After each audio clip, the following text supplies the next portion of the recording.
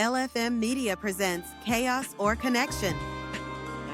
What's up, beautiful people? Welcome back to Chaos or Connection, the podcast where we navigate the messy, magnificent world of relationships. I'm your host, Marcel, and I'm here to help you untangle those love knots, one chuckle and one hard-earned lesson at a time. Now, normally, we're talking about the everyday squabbles and communication breakdowns, but today we're diving into some high stakes, public humiliation. I'm talking about the mall food court proposal. Caroline, I love everything about you. I love the way that you get a cupcake. He's saying something about cupcakes. You cut in half in the frosting, you make a little cupcake thing. And I love the way that you curl up next to me. This poor fella, we'll call him, Food Court Fred for now. He decided to go full rom-com climax. Got down on one knee before a captive audience of shoppers, pulled out a ring, and even had a guitarist playing Sweet Caroline. Now, points for effort, right? Big points for effort.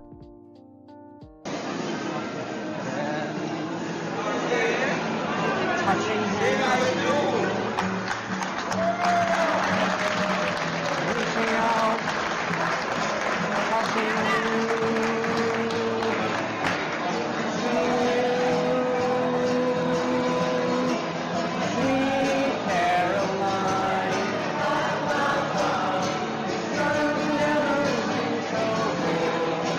Sweet Caroline, my behind.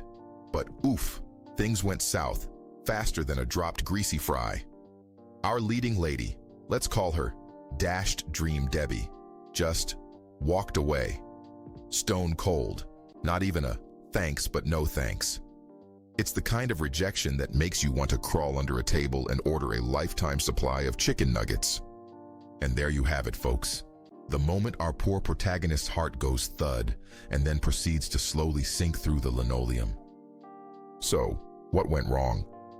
Was it the fluorescent lighting? The scent of questionable pizza? The sheer chaos of a Saturday at the food court? Maybe a little bit of column A, B, and C. But jokes aside, let's look at this from a connection perspective. When you are thinking about making a grand gesture like a proposal, you need to know the person you are with. Like, really know them. Now, this isn't about shaming food court Fred. We've all been there. Maybe not publicly in a food court, but we've all experienced that gut punch of rejection. It stings, man. And honestly, seeing him vulnerable like that, in front of everyone, it actually makes my heart ache a little. He put himself out there. He dared to go for it. That takes a set of, well, you know. Now, what can we learn from food court Fred's, shall we say, unconventional proposal? Well, first off, let's talk about romance. Look, grand gestures are cool, but they've got to be authentic to your relationship. If you're going to drop a big romantic move, make sure you're not dropping it on a girl who is confused or unaware. Don't just copy what you saw in a movie. That's called performative affection. It's got to be your style, your vibe. He clearly went for spectacle. They were clearly not on the same page. Look, a proposal isn't just about a ring and a question. It's about understanding what your partner values. Did he know her well enough to understand if she'd appreciate a food court spectacle? Or would she have preferred something more private and intimate? This whole thing could be a clue as to how in tune they were with each other. I mean, if one prefers cozy nights in while the other enjoys flashing lights, there might be an important conversation to have. Maybe more than one. Here's the therapy angle. We sometimes get so caught up in how we want to express our love that we forget to consider what our partner needs to receive it. So, people, listen closely. Communication, my friends, is everything. Before you're on one knee in front of Aunt Susan at the Sbarro's, you gotta be in sync with your partner. That doesn't mean you need to ruin the surprise. It means dropping hints and testing the waters.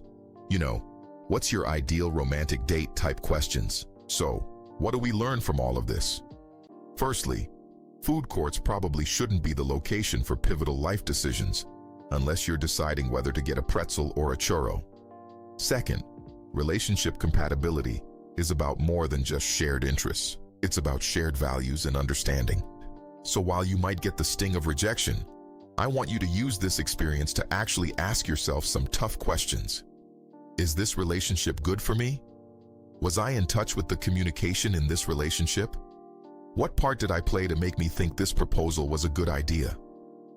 This is a hard moment for the person who was rejected and for the person who did the rejecting. It's easy to judge, but it takes more to understand these things. Be nice in the comments, y'all. And look, life has these big, awkward moments. It's how we deal with them that matters. This was a big moment of chaos, but maybe it can lead to something better, to a better connection for both of them, even if that's with different people. Well, that's all the chaos and connection we have for you today.